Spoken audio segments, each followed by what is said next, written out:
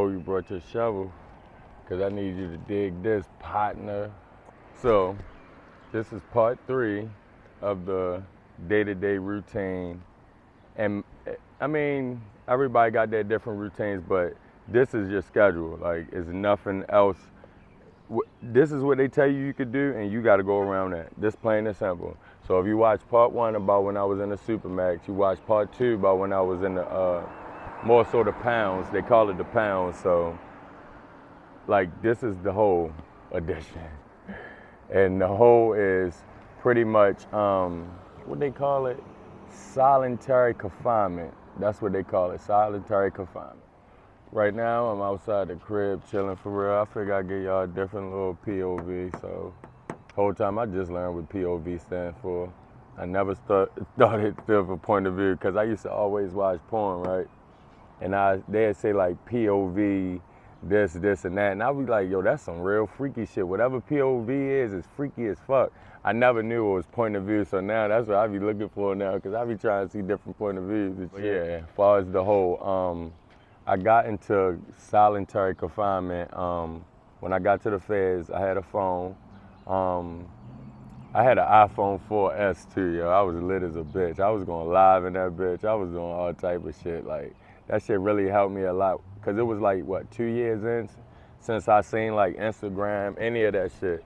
So I finally get a phone. I was going crazy on porn, FaceTiming my daughter every day, shit like that. So I don't know, yo. It was just like, when I got that phone, I could not stop. And it's like, I'm doing this shit in like the middle of like a main street right now, y'all. So literally everybody that ride by is like slowing down, staring, and trying to figure out what I'm doing. Like, I don't know. But it's funny as shit to me, because everybody's slowing down and just looking. Mexicans, white people, black people. So as far as the hole, when I got in the hole, they gave me 6 months.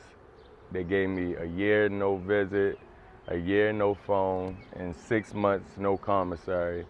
All I could do is pretty much email my family members and stuff like that, because when you get caught with a phone, they try to make it seem as though, and they're right, that's like an escape charge. So they saying, if I got a phone here and I get into it with one of the COs or something like that, I could say, all right, he about to get off at 8 o'clock. Meet you right there at the end of the road type shit. You feel me? So I understand that. A lot of people get into it with people, and if you got a phone, you can set some shit up. So I understood that. So when they took my phone, they had me in like just sitting in the hole for months while they do an investigation, trying to get into my phone, see the numbers that I've been calling and shit like that. So I sat for like 2 months just waiting. So I sat for the 2 months, and then they came back and gave me my time, which was 6 months. So me thinking, all right, I've been in here 2 months, I got 4 months to go, no way, whole fucking day. So I end up having to do another 6 months on top of the 2 months. So y'all could do the math on that. That shit was hell. But on the day-to-day in the hole, your day start at about 4:15. For one, it's 23 and 1. 23 and 1 means you're locked down in yourself for 23 hours of the day, and you get 1 hour recreation. Okay, so where I was at, it was 23 and 1, but I was in Pennsylvania. It was the middle of winter, so I couldn't go out for rec. So I was doing 24 hours straight in the cell for the first 4 months of my cell, my whole, little time. So once all that happened, they let me out for my hours and shit like that. But that was pretty much it. Like the first time I went outside, I was in a smaller cage than I was even when I was in my cell. It starts you off 23 and 1. That's how it really supposed to go. But like I said, they had me in some shit. So another thing is, it might be 3 motherfuckers in there. The cells were so small, one person couldn't even be comfortable in there. Sometimes I had 2 cellies, sometimes it was just me and the other dude, but it's a bunk bed like 1, 2, and 3. So they have all of us crammed in there. If it's crowded, they have all of us crammed in there, and that's just what it is. You really can't do nothing about that shit. But yeah, you get 2 showers a week. So I get 1 shower on Tuesdays, and I get another one on Friday. Most of the time, you get about 10 minutes So you know how that go. And if we fight or somebody fight during the showers, they take the showers away for like 2 weeks at a time. So most of the time I'm washing up in toilet water. And I know you probably think that's nasty, but the toilet water is some of the clean water that we have in prison. So that's how I wash my clothes. I wash my drawers daily. My little shirts, they only give you 2 pair of boxers, a tank top, 1 shirt, 1 towel, 1 washcloth, and that's about it. You can't go to commissary. You can't order food and stuff like that. All you could get is batteries, crackers, and like peanut butter and jelly. You could get bread, peanut butter, and jelly. Like you can't get no soda. You really can't get nothing but the little stuff that could keep you going. Really, you can't get no noodles and cakes and shit like that. You're going to get like a select few on the list that they give you in the whole. So I did the 23-and-1 for the 6 months. Yeah, like that was probably one of the hardest times in my life, yo. I could probably say that, like hands down. Just being in that cell for 24 hours, and I'm 6'9". I could literally touch right here and touch right here, and I can't even extend my arms. So that should say enough. Like on the conditions, that I can't even speak on the conditions. Rats, mice, roaches, flying bugs I never seen. The filth in the showers, it was just ridiculous. I tell people a lot of times, like, I know a dude from North Carolina, he had showered one time and his toes turned black. All his toes turned black as my shirt. And he had to get his toes amputated. And they ended up giving him immediate release. I think he had like 2 years left, but they gave him immediate release, like off of the strength of that. He had to get his toes cut off on him, but I heard that he still made a lawsuit, so I'm praying that everything go right with his lawsuit, because it was a good man. He was a good dude. He helped out a lot of people, and for that shit to happen to him, the jail was just acting like they didn't give a fuck, yo. Like, so that man had to get all his toes cut off. That shit just was crazy. I heard, I didn't see, because like, again, I was in my cell and someone else was in their cell. I heard people hanging themselves. On one occasion, I seen someone I heard someone hang themselves in another cell. I constantly seen cutters. I constantly seen people. This is a thing I didn't know was a thing. People that like try to kill themselves by like trauma.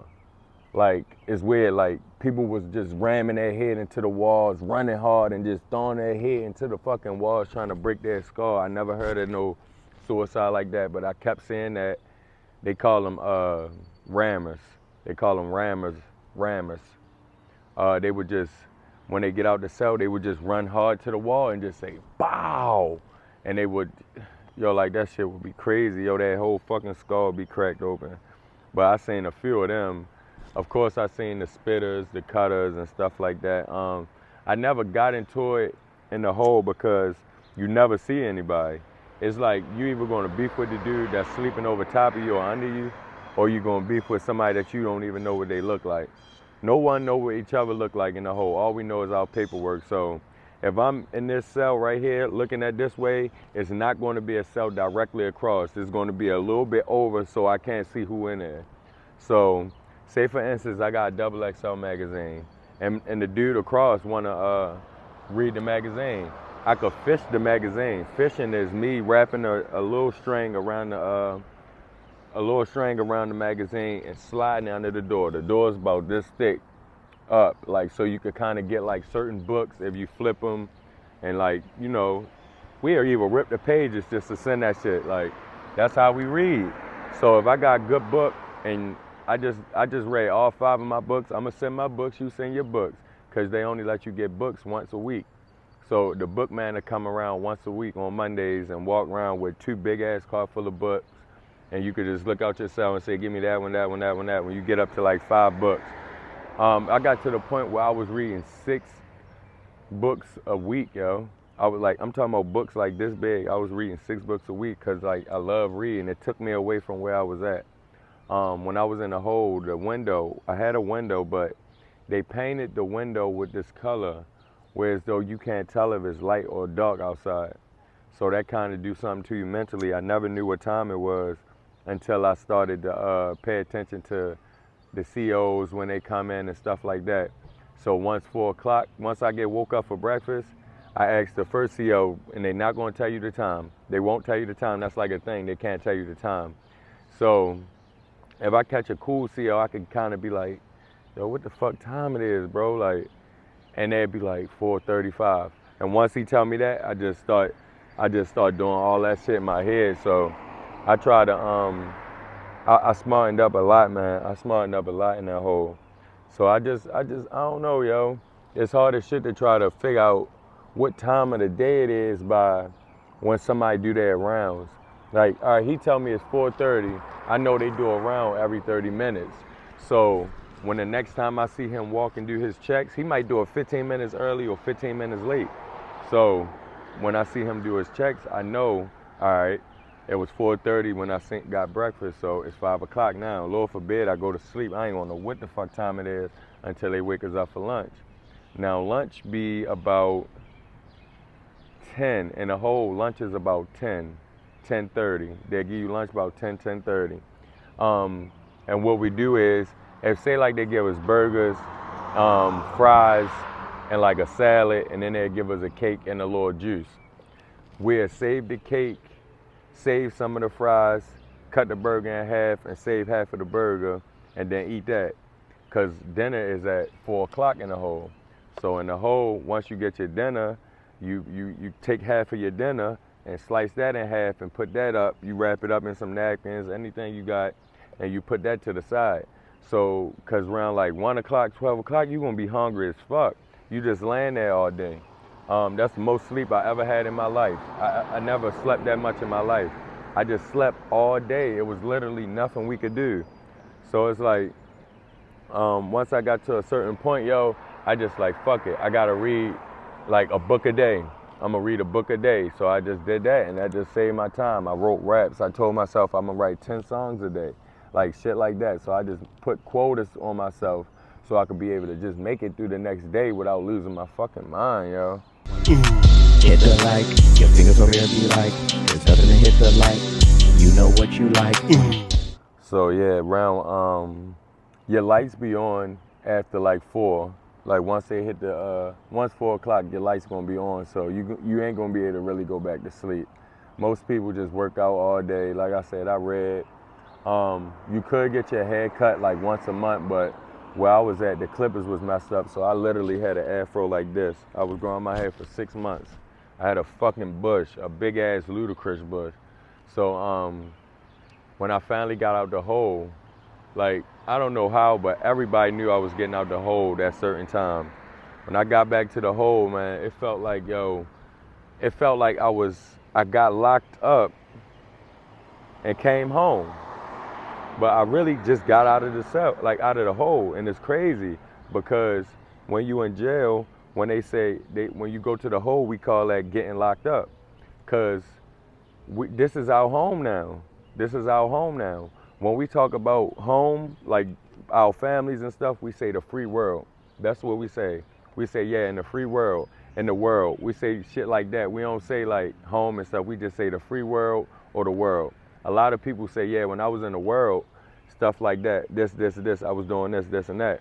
So when I got out the hole, it was like me coming home. I could do shit, like I could eat M&Ms. Like everybody in the jail know I like M&Ms and shit like that. I was a real snack bandit. That's what Chanel called me, a snack bandit. Like I like snacks. So when I got out the hole, all my Baltimore niggas was waiting for me with a bunch of M&Ms. They had the cigarettes, grass, all that shit waiting for me. Like, man, like, and then I was like a pretty boy in prison, yo. Like all my shits, I had to be cool, you feel me? I had to be on my shit. So I used to get my hair cut every week, every 4 days, because I was bored. So I was getting my hair cut every 4 days. I made sure I stayed slick. I don't know why, but I learned, I asked the older dude, like, why do I care what I look like? Why do I care that my hair brushed and hair cut? Why do I care about waves? Why am I brushing my hair all fucking day? He like, man, there ain't no females in here. So he like, it's about yourself, yo. He said, you can't let these people break you. If you stop getting your hair cut or worrying about your appearance, that means they broke you and they won. You're gonna go back home a totally different person. And I was sitting there like, yeah, I'm gonna just keep myself. I'm gonna keep myself. I'm not gonna let these people break me. So I always kept myself. I was getting tattoos in that bitch. I was eating good in that motherfucker, getting high, smoking my weed, smoking my cigarettes, all that shit. So it's like you can't let the people take you away from you, yo. And I learned that the hard way, yo. So when I got out the hole, I just got my head cut. That was like the first thing. I got my head cut, got back to myself. Yeah, I mean, I started working out a little bit, but I ain't really give a fuck. I had to get my weight back because I lost so much weight being in the hole because I wasn't eating. It's like you can't eat in there. You get the 3 meals they give you, and the last meal was at 4 o'clock. Like, so it's like I couldn't get no snacks, no extra food. I couldn't make no hookups, none of that shit. So you pretty much dying in that motherfucker, yo. Like, I was so fucked up. It took me like 2 months to get myself back to where I was at, yo. Like, I was eating all day, working out, getting my shit back. And then I finally got my shit back together. But that probably was one of the longest times in my life, yo. That was the hardest shit I had to go through ever in my life, I swear. I don't wish getting locked up on nobody, but I definitely don't wish going to the motherfucking hole for 6 months. Never. I was in there. I got locked up. I went to the hole on 2 weeks before Thanksgiving. So I had to wait 2 weeks for Thanksgiving vacation for them to come back and sentence me to see how long I had to do in the hole. So that was extra time. Then it was Christmas, so I had to wait another 2 weeks for their Christmas vacation. And then it was the first of the year, so I had to wait another week for the first. So that's why I did so much time before I even got my time. Like, it wasn't no judges, nobody to commission me, so I had to just sit. It was like everybody kept saying, like, yeah, yo, you just got caught at the worst time. Like, you got caught literally on the 3 biggest holiday breaks. So nobody's gonna give a fuck that you sitting in this hole right now. If I'd have got caught in fucking August or something, I'd have got my time in a week. They see you in like 48 hours and give you your time. They'd have gave me all my time in 48 hours. I'd have did my little months and I'd have got the fuck out. But instead, I had to sit like an extra 3 months on top of the 6 months that they gave me. So it was lesson learned, you know. When you in that situation, you ain't really dictating shit. Like, it's nothing you could dictate. All you could do is worry about yourself and how you move, yo. You just, like I said, don't let them people break you. Don't let them take you out your character. And I think I did because my baby mother told me one time, like, I'm a different person. Like, I'm different now. I'm not the same person when I went in. I'm aggressive and shit like that. So I know it was because of that situation, just being in prison, losing everybody close to me from death. I couldn't go to no funerals to the closest people. Like, it was hard, yo. It was hard, yo, dealing with that much time and rate. Like, just facing all the shit I was facing, it was hard. So, of course, it changed me. But, I mean, it's like I was put in a situation where I had to adapt.